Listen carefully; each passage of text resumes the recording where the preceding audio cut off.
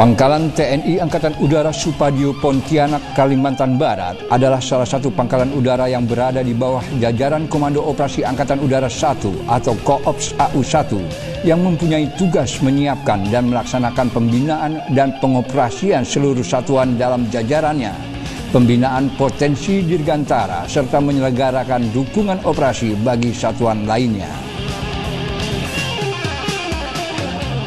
Pangkalan udara tipe B yang berada di wilayah barat ini merupakan pangkalan operasi memiliki satu skadron pesawat tempur yang berada di bawah naungan Skadron Udara 1. Skadron udara dengan mahkota anak jonga yang mendapat julukan Elang Katulistiwa ini awal keberadaannya di Pangkalan Cililitan Halim Perdana Kusuma Jakarta dengan kekuatan pesawat pembom B-25 Mitchell, B-26 Invander, pembom P-51 Mustang, pesawat angkut C-47 Dakota, dan pesawat pengintai PBY-5 Catalina.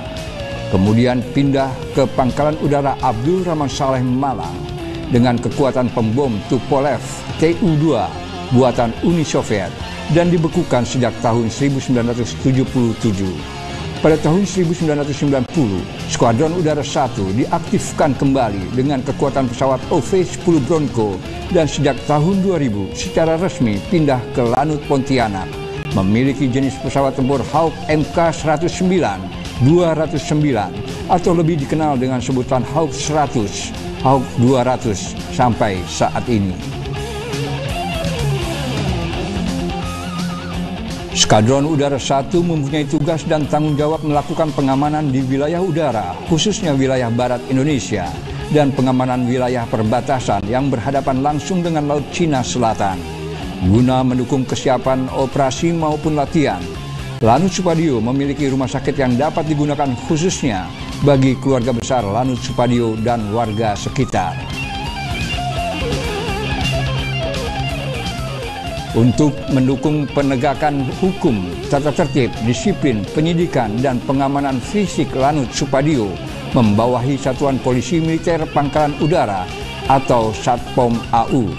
Seiring dengan semakin besarnya tuntutan tugas, memiliki satuan khusus anjing pelacak yang tergabung dalam Brigade Anjing.